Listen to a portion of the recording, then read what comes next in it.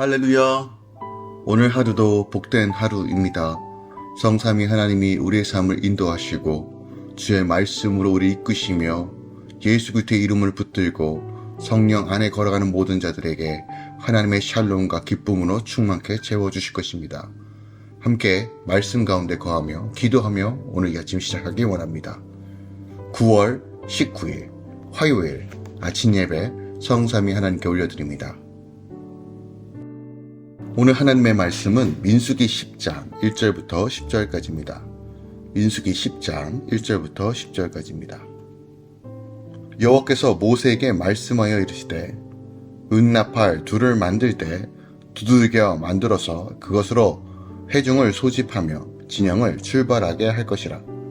나팔 2개를 불 때에는 온 회중이 회막문 앞에 모여서 내게로 나올 것이요 하나만 불 때에는 이스라엘 천부장 된 지휘관들이 모여서 내게로 나올 것이며 너희가 그것을 크게 불 때에는 동쪽 진영들이 행진할 것이며 두 번째로 크게 불 때에는 남쪽 진영들이 행진할 것이라.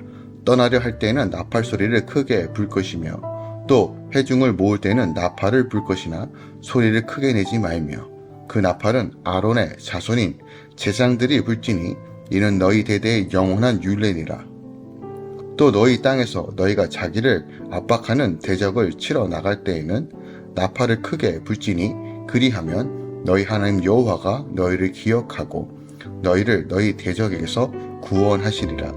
또 너희의 희락의 날과 너희가 정한 절기와 초하울에는 번제물을 드리고 화목제물을 드리며 나팔을 불라. 그로 말미암아 너희의 하나님이 너희를 기억하시리라. 나는 너희의 하나님 여호와니라. 아멘. 하나님의 말씀입니다.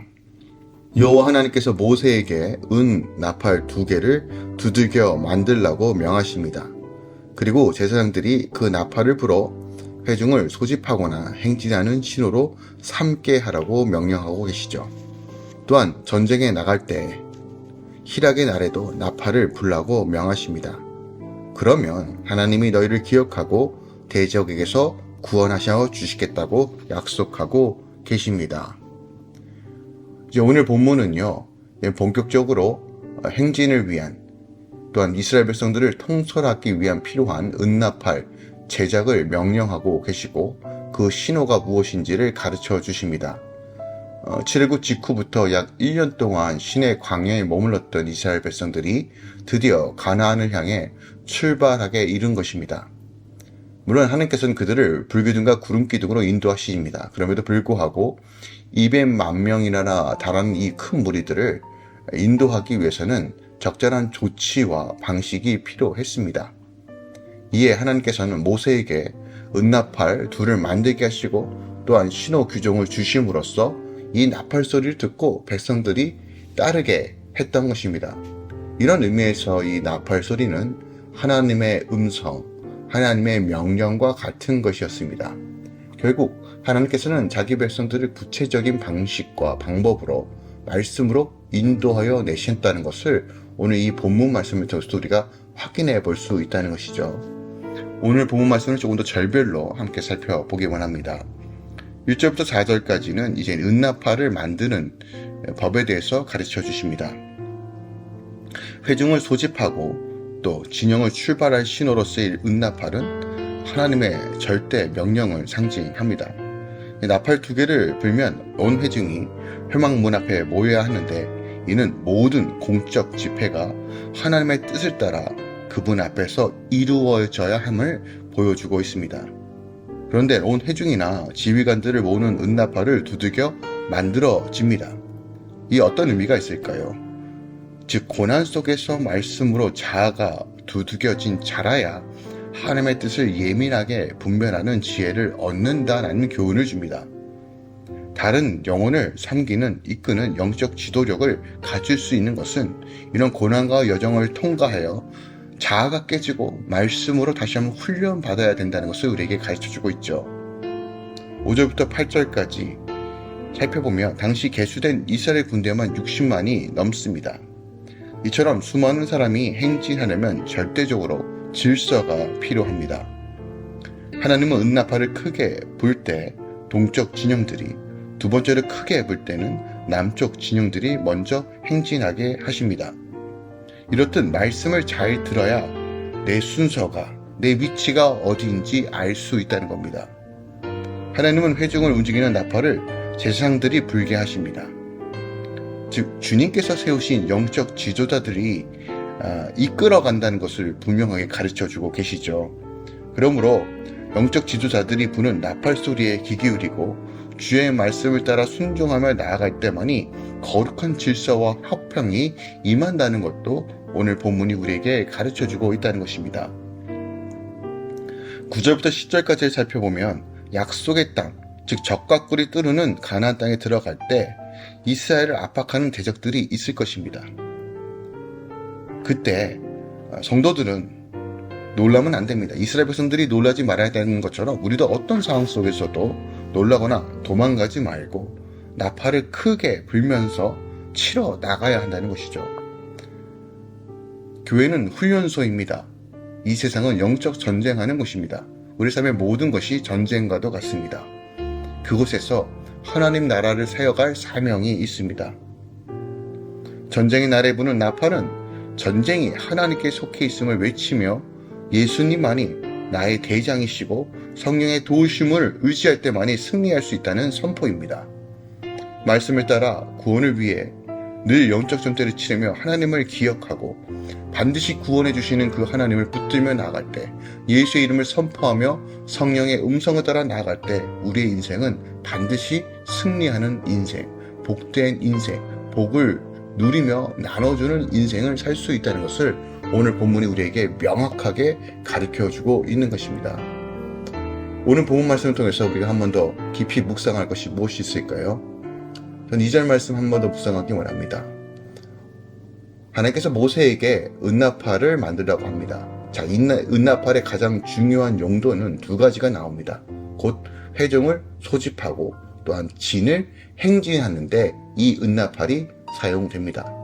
하나님께서 가나안을 향해 진군하는 이스라엘 백성 전체에게 요구하셨던 가장 중요한 행동이 바로 모이는 것과 바로 흩어져 전진해 나가는 것입니다.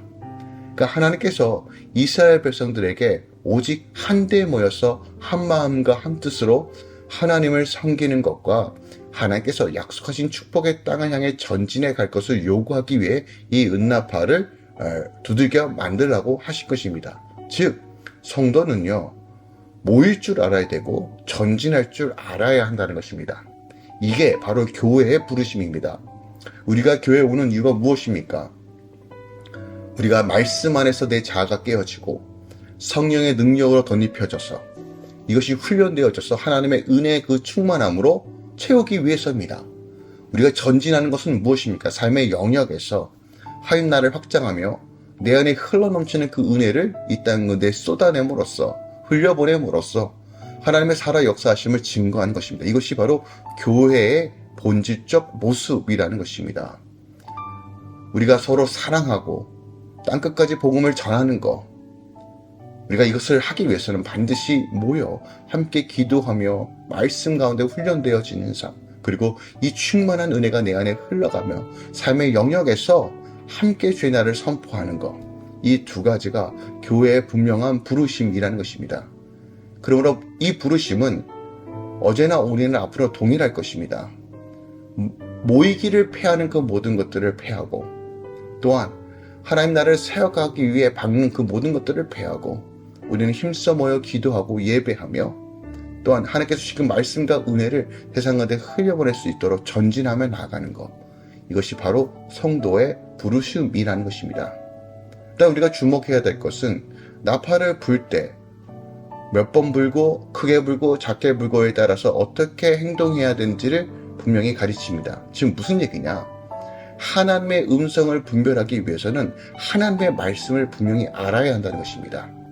규정을 알아야지만, 신호를 분별할 줄 알아야지만 어디에 가야 되는지, 어느 위치에 있어야 되는지를 알 수 있다는 것입니다.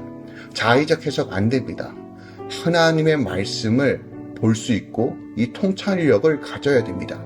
성령께서는 지혜와 계시의 영이십니다. 성령을 의지할 때만 우리가 말씀을 말씀으로 풀어낼 수 있습니다.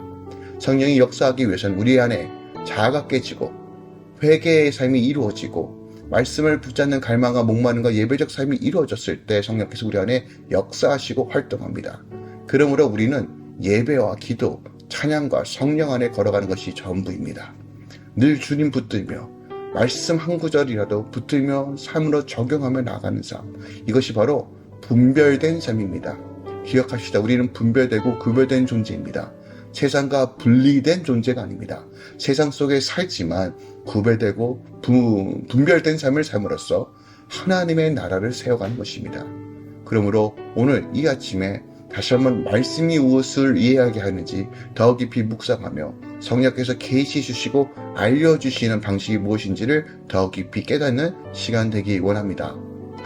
마지막으로 10절에 보면 희락의 날과 정한 절기와 월삭에 들어지는 번제물과 화목제물 위에 나팔을 불며 그로 말미암아 이스라엘 백성들에게 기억하라고 말합니다. 희락의 날이란 특별히 정해진 날이 아니라 어떤 성전 봉헌식이나 어떤 승전이든 어느 때든 기쁜 일이 발생했을 때 바로 이런 일들을 기뻐하며 주님께 예배하며 찬양하며 나아가라고 말하고 있는 것입니다. 특히 월삭은 월 초하루에 지키는 절기를 말하는데 이러한 날들은 이스라엘 백성들의 기쁨의 날이었습니다. 결국 오늘 말씀은요, 이스라엘 백성들의 기쁨의 날에 나팔을 불며 하나님께서 그 소리를 들으시고 그들을 기억하셔서 그들과 함께 하시겠다고 말씀하시는 이 말. 나팔을 불지 않을 때에는 하나님께서 이스라엘 백성들을 기억지 아니하시고 외면하신다는 말씀이 아니고요. 나팔이라는 그 의미는 그 의식을 통해서 다시 한번 감사와 찬양을 올려드리는 상징적 의미를 가지고 있습니다. 그러므로 우리가 어떤 상황과 어떤 환경 속에 있더라도 하나님을 바라보며 이루시고 성취하실 하나님을 높여 찬양할 때 하나님의 희락의 영이 임한다는 것, 하나님의 회복과 하나님의 소망으로 넘치며 그 기쁨을 누릴 수 있는 영적 비결들이 바로 여기에 있다는 것입니다. 그러므로 환경이 어떠하든 상황이 어떠하든 내가 기쁨과 감사로 주님께 올려드릴 때 그것이 바로 희락의 날이 될 것이며 축제와 감격의 날로 하나님께서 바꿔주신 것입니다. 슬픔의 희락과 감사로 바꿔주신 하나님의 놀라운 복음의 능력들이 오늘 이 아침에 할렐루야 교회와 말씀을 묵상하는 모든 가정과 삶 가운데 이루어지길 예수 그리스도로 축원드립니다. 오직 예수만이 진정한 기쁨이고 예수 안에 모든 것이 있습니다. 주를 붙드는 것이 전부입니다. 오늘 이 아침에 주를 붙듦으로 하나님의 나라와 기쁨이 누려지며 증거되는 하루 될 것입니다. 사모함으로 다시 한번 붙들며 나아갑시다. 기도하겠습니다. 주께서 나의 슬픔을 빼내어 춤이 되게 하시며 나의 베옷을 벗기면 기쁨의 띠를 띠셨더라 많은 시편 30편의 말씀을 묵상합니다. 주님, 어떤 상황 속에서도 생명의 길이 주에 있고 주님의 우편엔 영원한 즐거움이 있다는 시편 16편의 말씀처럼 주를 붙잡는 삶, 주 안에 거하는 삶을 통해서 하나님 나라를 누리게 하소서. 특별히 우리가 철저하게 거룩한 질서 안에 있길 원합니다. 성령의 이치신 가운데 말씀을 분별하며 말씀 따라 살아가는 은혜가 있길 소망합니다. 주여, 우리를 도우소서. 우리의 무지를 깨트리시고 하나님의 지혜와 계시로 부어주셔서 하나님의 비밀들을 풀어내며 증거하는 성도 되게 하소서.